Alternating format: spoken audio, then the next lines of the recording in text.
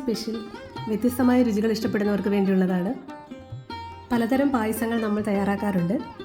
ഇന്നൊരു സ്പെഷ്യൽ പായസവുമായിട്ടാണ് വന്നിരിക്കുന്നത്. മാങ്ങ കൊണ്ട് തയ്യാറാക്കാവുന്ന ഒരു സേമിയ പായസം. ഇത് തയ്യാറാക്കുന്നതിന് വേണ്ടി നന്നായിട്ട് പഴുത്തിട്ടുള്ള ഒരു മാമ്പഴമാണ് വേണ്ടത്. പുളി ഒട്ടും തന്നെ ഉണ്ടാകരുത്. ആദ്യം തന്നെ ഇതിനു വേണ്ടി ഇതിൻ്റെ തോലെല്ലാം ഒന്ന് കളഞ്ഞ് ചെറിയ പീസുകളായിട്ടൊന്ന് കട്ട് ചെയ്തെടുക്കുന്നുണ്ട്. അങ്ങനെ ഷേപ്പിൽ കട്ട് ചെയ്തെടുക്കണം എന്നൊന്നുമില്ല. നമ്മൾ മിക്സിയുടെ ജാറിലിട്ട് നന്നായിട്ട് അരച്ചെടുക്കുന്നതിന് വേണ്ടിയിട്ടാണ്.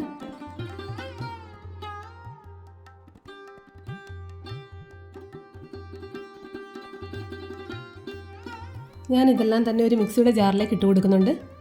നന്നായിട്ട് തരികളൊന്നുമില്ലാത്ത രീതിയിൽ ഇതൊന്ന് അരച്ചെടുക്കുന്നുണ്ട്. ഈ ഒരു രീതിയിലാണ് ഞാനിത് അരച്ചെടുത്തിരിക്കുന്നത്.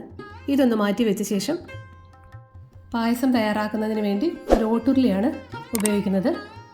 ഓട്ടുരുളി ഒന്ന് ചൂടായ ശേഷം ഇതിലേക്ക് ഞാൻ 2 സ്പൂൺ നെയ്യ് ചേർത്ത് കൊടുക്കുന്നുണ്ട്.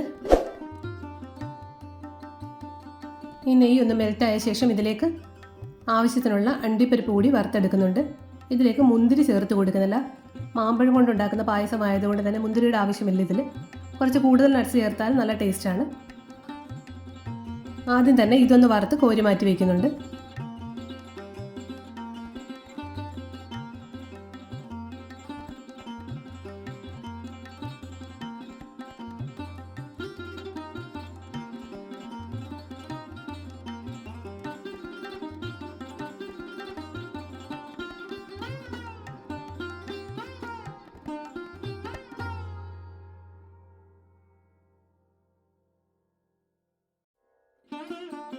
ഇതൊന്ന് കോരി മാറ്റിയ ശേഷം വീണ്ടും 1 സ്പൂൺ നെയ്യ് കൂടെ ഇതിലേക്ക് ആഡ് ചെയ്ത് കൊടുക്കുന്നുണ്ട്. ഈ നെയ്യിലേക്ക് സേമിയ ചേർത്ത് കൊടുത്ത് വറുത്തെടുക്കാവുന്നതാണ്. ഞാനിവിടെ ഉപയോഗിക്കുന്നത് വറുത്ത സേമിയ ആയതുകൊണ്ട് ഇനി വറുക്കേണ്ട ആവശ്യമില്ല. എങ്കിലും ഞാനിതൊന്ന് ചൂടാക്കി എടുക്കുന്നുണ്ട്. ഇതിലേക്ക് ഞാൻ ചെറിയൊരു കപ്പ് സേമിയാണ് ചേർത്ത് കൊടുക്കുന്നത്. വറുത്ത സേമിയ അല്ലെങ്കിൽ ഇതുപോലെ ഒരു ഗോൾഡൻ ബ്രൗൺ കളർ വരുന്നത് വരെ ഒന്ന് വറുത്തെടുക്കാവുന്നതാണ്.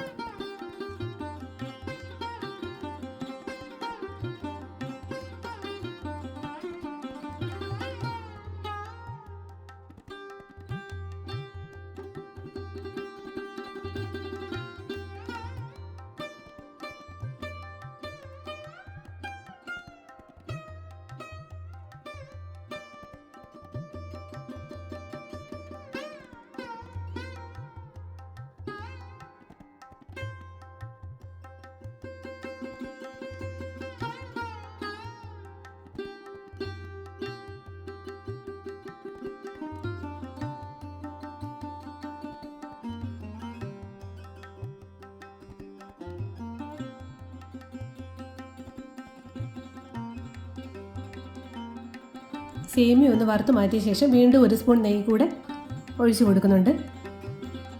ഇതിലേക്ക് അരച്ച് വെച്ചിരിക്കുന്ന ഈ മാങ്ങ ചേർത്ത് കൊടുക്കാം.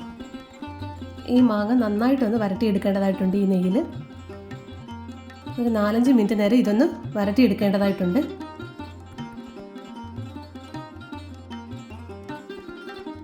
ഇത് നെയ്യിലൊന്ന് നന്നായിട്ട് വരട്ടിയെടുക്കുമ്പോഴാണ് ഇതിൻ്റെ ആ ഒരു റോ ടേസ്റ്റൊക്കെ മാറിയിട്ട് പായസത്തിന് പറ്റിയൊരു ഫോമിലേക്ക് കിട്ടുന്നത്.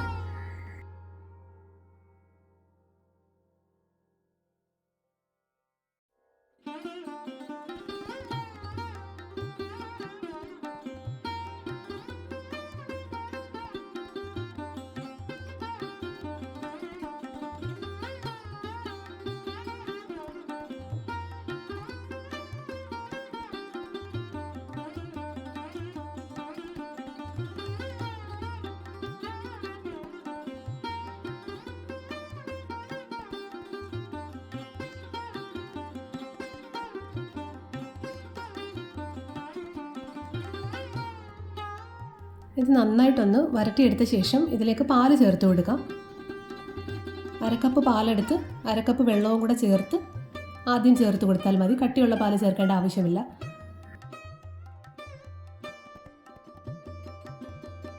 ഈ ഒരു രീതിയിലായിരിക്കും പാല് ചേർത്ത് കഴിയുമ്പോൾ ഉണ്ടാവുക. ഇത് നന്നായിട്ട് ഇളക്കി കൊടുത്തുകൊണ്ടേയിരിക്കണം. ഒരു 3 മിനിറ്റിന് ശേഷം ഇതിലേക്ക് നമുക്ക് ആദ്യം തയ്യാറാക്കി വെച്ചിരിക്കുന്ന സേമിയ കൂടെ ചേർത്ത് കൊടുക്കാം.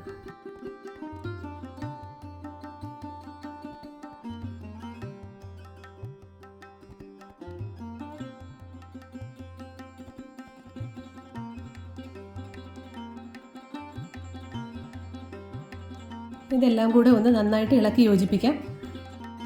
ഇതിൻ്റെ കട്ടി കൂടി വരുന്നതിനനുസരിച്ച് പാല് ചേർത്ത് കൊടുക്കാം. ആദ്യം ചേർക്കുന്ന പാല് കുറച്ച് വെള്ളം കൂടെ ചേർത്താൽ മതിയാകും. കട്ടിയുള്ള പാല് ചേർക്കേണ്ട ആവശ്യമില്ല. ഞാൻ ഇത്രയും തയ്യാറാക്കിയപ്പോൾ ഏകദേശം 1/2 ലിറ്ററോളം പാല് പല തവണയായിട്ട് ഇതിൽ ചേർത്ത് കൊടുത്തിട്ടുണ്ട്.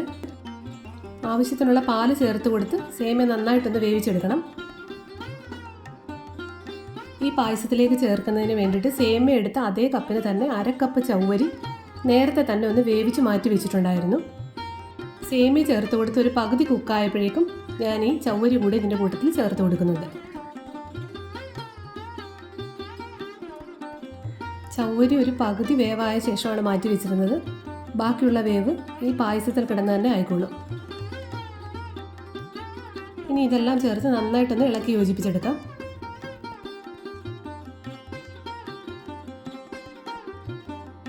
ഇപ്പോൾ പായസം കുറച്ചുകൂടി ഒന്ന് കുറുകി വന്നിട്ടുണ്ട്. സേമിയ പകുതിയെ വെന്തിട്ടുമുള്ളൂ. അപ്പോൾ ഇതിലേക്ക് കുറച്ചുകൂടെ പാല് ചേർത്ത് കൊടുക്കുകയാണ്.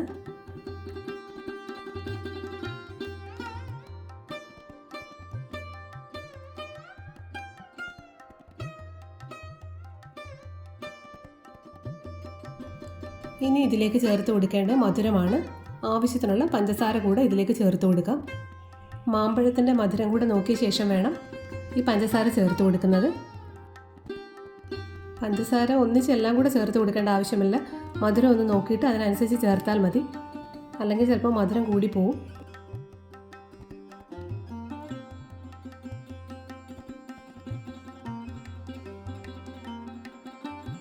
ഇനി ഇതിലേക്ക് ചേർത്ത് കൊടുക്കുന്നത് കണ്ടൻസ്ഡ് മിൽക്കാണ്. ഇതൊരു 4 സ്പൂൺ വരെ ഞാൻ ചേർത്ത് കൊടുക്കുന്നുണ്ട്. ഇതിന് മധുരമുള്ളതായതുകൊണ്ട് പഞ്ചസാര ചേർക്കുമ്പോൾ ശ്രദ്ധിച്ച് ചേർക്കണം. ഇതെല്ലാം ചേർത്ത് ഒന്ന് നന്നായിട്ട് മിക്സ് ചെയ്തെടുക്കാം. നന്നായിട്ട് കുറുകി പോകുകയാണെങ്കിൽ വീണ്ടും കുറച്ചുകൂടെ പാല് ചേർത്ത് കൊടുക്കാവുന്നതാണ്. കുറച്ചൊന്ന് ലൂസായിട്ടുള്ള പരുവത്തിന് വേണം നമുക്കിത് വാങ്ങി വയ്ക്കുന്നത്. ഞാൻ ഈ പായസം തയ്യാറാക്കിയതിൻ്റെ ഇടയിൽ തന്നെ 1 സ്പൂൺ നെയ്യ് കൂടെ ചേർത്ത് കൊടുത്തിട്ടുണ്ടായിരുന്നു. അത് നിങ്ങൾക്ക് താല്പര്യമുണ്ടെങ്കിൽ ചേർത്താൽ മതി. ഈ മാമ്പഴം ചേർത്തുള്ള പായസമൊക്കെ ആകുമ്പോൾ നെയ്യും പാലും ഒക്കെ കൂടുതൽ ചേർത്തെങ്കിൽ മാത്രമേ അതിൻ്റെ ഒരു കറക്റ്റ് ടേസ്റ്റ് കിട്ടുകയുള്ളൂ. ഇനി ഞാൻ ഇതിലേക്ക് ചേർത്ത് കൊടുക്കുന്നത് ഏലക്കയാണ്. ഏലക്ക ചേർക്കണമെന്ന് നിർബന്ധമൊന്നുമില്ല. മാമ്പഴം ചേർത്തുള്ള സേമിയ ആയതുകൊണ്ട് തന്നെ ഇതിന് മാമ്പഴത്തിൻ്റെ ടേസ്റ്റാണ് മുന്നിൽ നിൽക്കേണ്ടത്.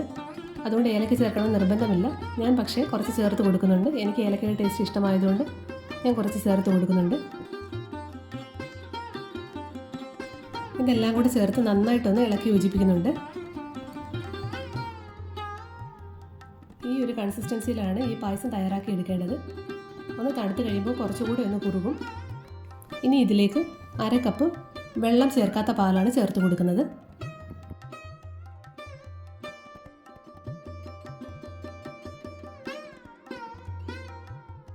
ഇതും കൂടെ ചേർത്ത ശേഷം നന്നായിട്ടൊന്ന് ചൂടാക്കിയാൽ മതി. പിന്നീട് തിളപ്പിക്കേണ്ട ആവശ്യമൊന്നുമില്ല. ഇതിപ്പോൾ ഓട്ടുരുളി ആയതുകൊണ്ട് നന്നായിട്ട് ചൂടുണ്ട്. ഇനി തീയിട്ട് കൊടുക്കേണ്ട ആവശ്യമൊന്നുമില്ല. ഇനി ഇതിലേക്ക് വറുത്ത് വെച്ചിരിക്കുന്ന നട്ട്സ് കൂടെ ചേർത്ത് കൊടുക്കാം. നട്ട്സ് കുറച്ച് കൂടുതൽ ചേർത്ത് കൊടുക്കുന്നത് വളരെ ടേസ്റ്റാണ്. മുന്തിരി ചേർത്ത് കൊടുക്കേണ്ട ആവശ്യമില്ല. അത് ഈ പായസത്തിന് അത്ര സ്യൂട്ടാവില്ല. ഇത്രയും കഴിഞ്ഞാൽ മാമ്പഴ സേമിയ റെഡിയായി. ഇനി ഞാനിതൊരു പാത്രത്തിലേക്കൊന്ന് മാറ്റി കാണിക്കാം. ഇത് തികച്ചും വ്യത്യസ്തമായ രുചിയാണ് നമുക്ക് തരുന്നത്. ഇതിങ്ങനെ ചൂടോടുകൂടി കഴിക്കാനും നല്ലതാണ്. ഒന്ന് തണുത്ത ശേഷം ഫ്രിഡ്ജിൽ വെച്ചിട്ട് കഴിക്കാനും നല്ല ടേസ്റ്റാണ്. ഇപ്പോൾ മാമ്പഴത്തിൻ്റെ സീസൺ അല്ലെങ്കിലും മാമ്പഴം കിട്ടുകയാണെങ്കിൽ തീർച്ചയായും ഈ രുചി കൂടി ഒന്ന് ട്രൈ ചെയ്ത് നോക്കണം. എല്ലാവർക്കും ഇഷ്ടപ്പെടും. ഈ റെസിപ്പി നിങ്ങൾക്ക് ഇഷ്ടമായെങ്കിൽ ഷെയർ ചെയ്യാനും ലൈക്ക് ചെയ്യാനും സബ്സ്ക്രൈബ് ചെയ്യാനും മറക്കരുത്. മറ്റൊരു റെസിപ്പിയുമായി വീണ്ടും കാണാം. Thank you.